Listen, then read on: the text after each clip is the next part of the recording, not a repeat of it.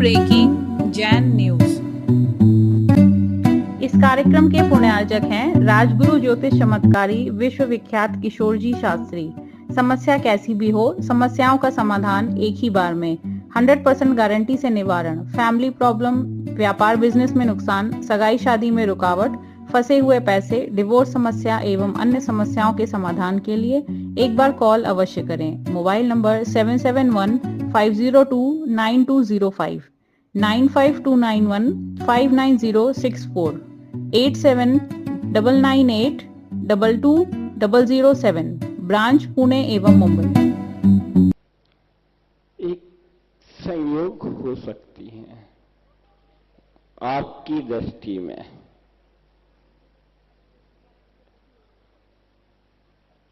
पर कुछ संयोग सब चीजों से हटके होते हैं। कहां राजस्थान, जहां गुरु ज्ञान सागर जी का विहार स्थल रहा, आचार्य गुरुवर का मुनि दीक्षा स्थल रही, और कहां बुंदेलखंड, वो भी कुंडलपुर के बड़े बाबा। इन सब चीजों को अपन जुड़ें, कैसे जुड़ें? कहां कर्नाटक प्रदेश, दक्षिण भारत, आचार्य गुरुवर का जन्मस्थली। यात्रा कितने मोड़ों से निकल के यहां तक पहुंची है, इस सबको यदि हम दृष्टि करें में रखें तो आपको लगेगा कि पूरा भारत भ्रमण हो गया।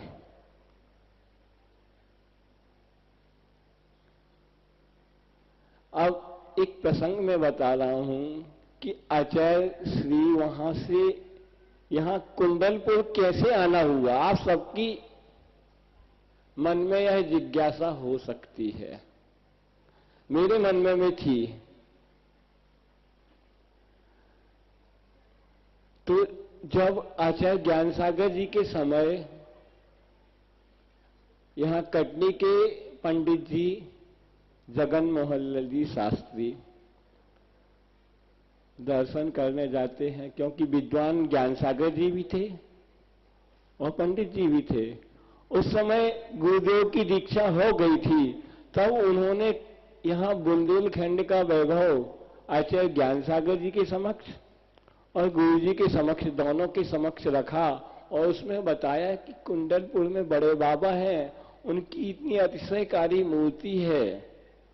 इस प्रकार इस विवरण को आचार्य श्री के मानस में वह पहली बार आया, और उसके बाद ऐसे प्रसंग जोड़ते गए। एक प्रसंग और है जो सोनू जी, भागचंद सोनी, उनका परिवार बुंदेलखंड की यात्रा पर आता है, और उस बुंदेलखंड की यात्रा के दौरान वह कुंडलपुर के बड़े बाबा के दर्शन करने भी आता है, भागचंद सोनी का परिवार।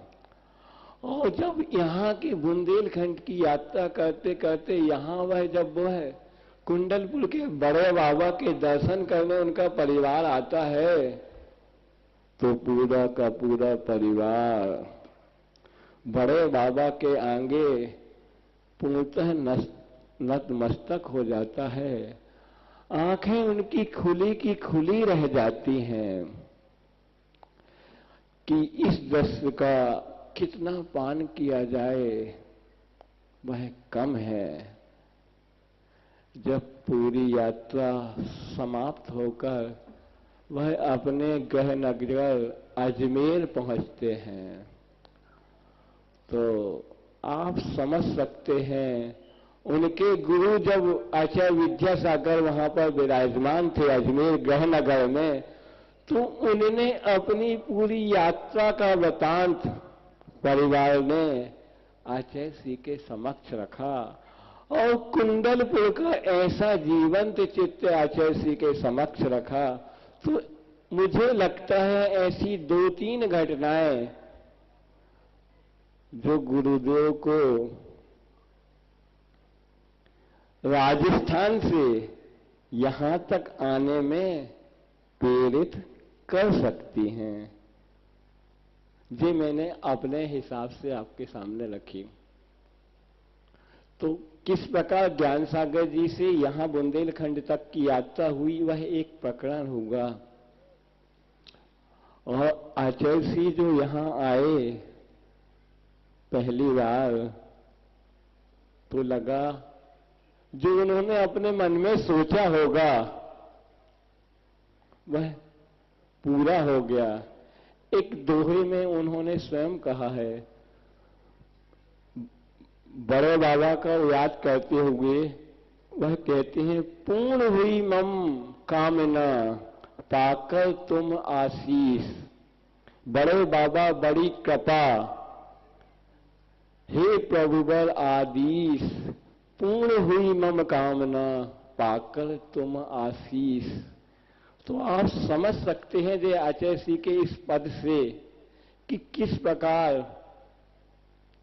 बड़े बाबा और छोटे बाबा का आपस में संवाद मैंने बहुत पहले से सुन रखा था।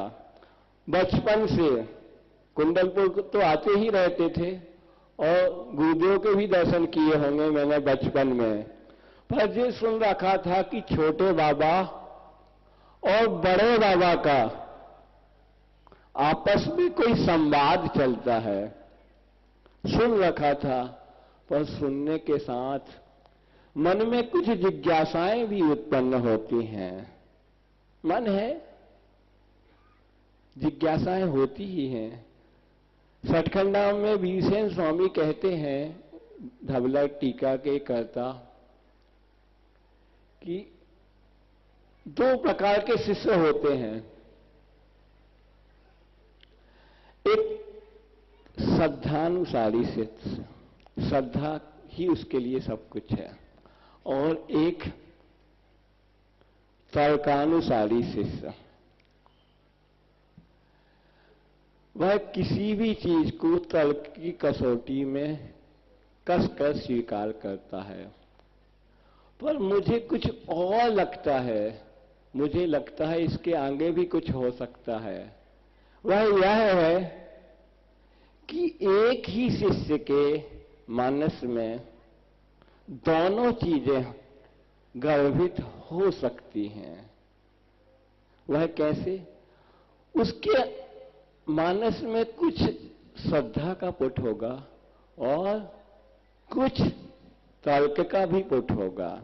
अब वह उसका प्रतिशत कुछ ज्यादा कम हो सकता है।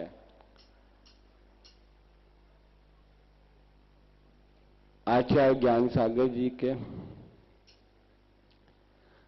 गुरु विद्यासागर पूर्णतः श्रद्धानुसारी शिष्य थे।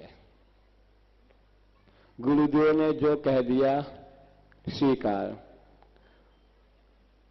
अभी कुछ दिन पहले की ही बात है, आचार्य श्री बता रहे थे कि उन्होंने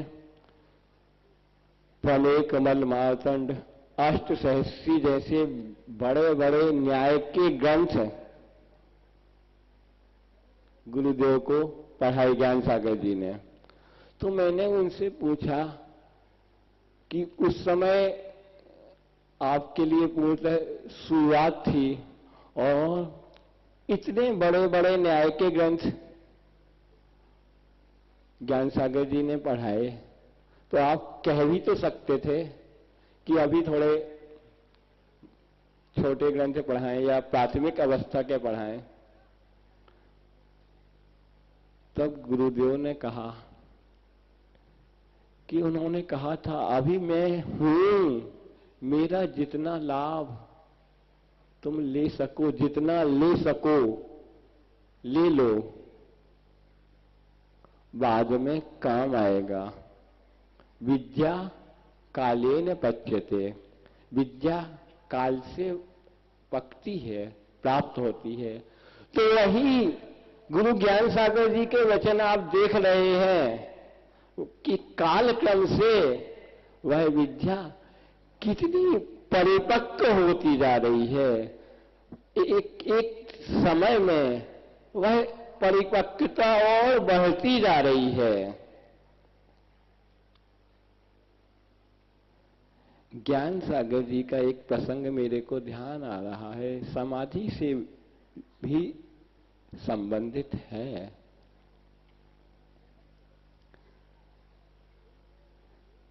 गला कुछ काम नहीं कर रहा है। मैंने गुरुदेव से कहा था तो गुरुदेव कहने लगे, नहीं, माइक सामने होगा तो सब कुछ काम करने लगेगा। गुरु का आशीष है। आचार्य ज्ञान सागर जी ब्रह्मचारी अवस्था में या पंडित अवस्था में उनका बहुत सारा समय गुजरा। उन्होंने चतुर्विंद संघ में, आचार्य वी सागर जी के संघ में समस्त संघ को अध्ययन अध्यापन कराया।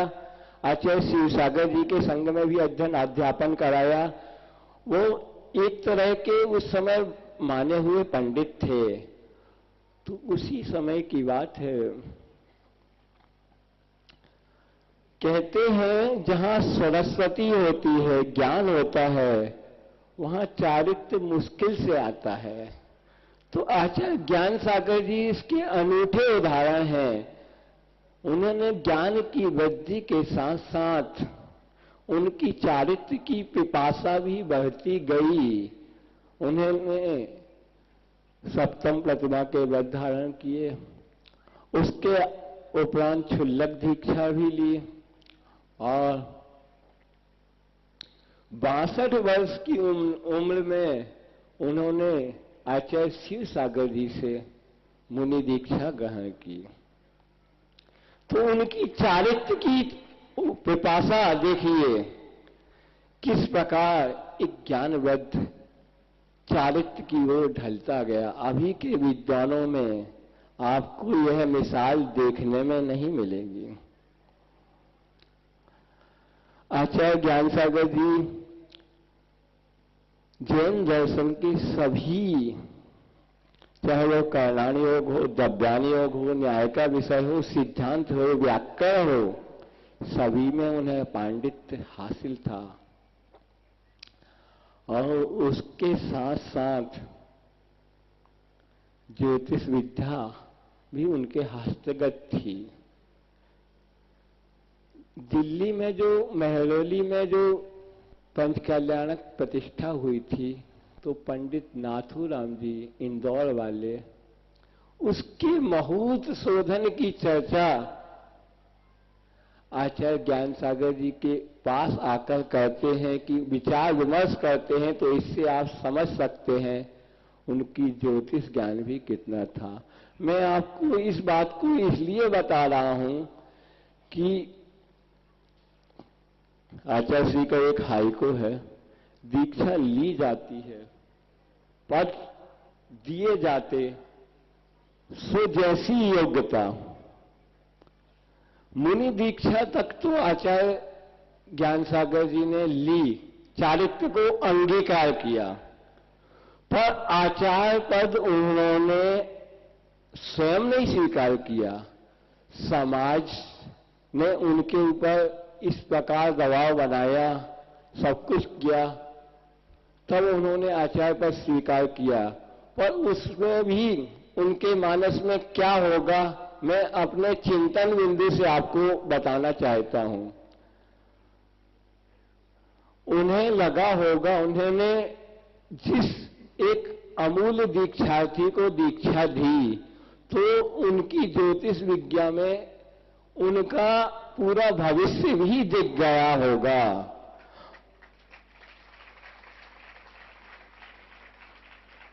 और जब उन्होंने उस भविष्य को देख लिया और उन्होंने देख लिया कि इनके माध्यम से पूरा गुरुकुल ही बनना है,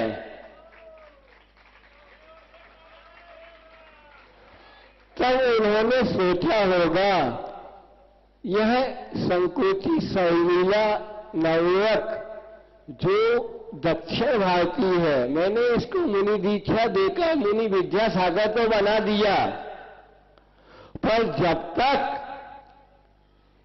यह आचार नहीं होगा तब तक जैन धर्म की जो महती प्रभावना इसके द्वारा होनी है वह नहीं हो पाएगी। इसी बात को ध्यान में रखते हुए उन्होंने नसीरावाद समाज से अपने लिए आचार्य पद स्वीकार किया और उसी आचार्य पद को नसीरावाद में ही मुनि विद्यासागर जी को सौंप दिया।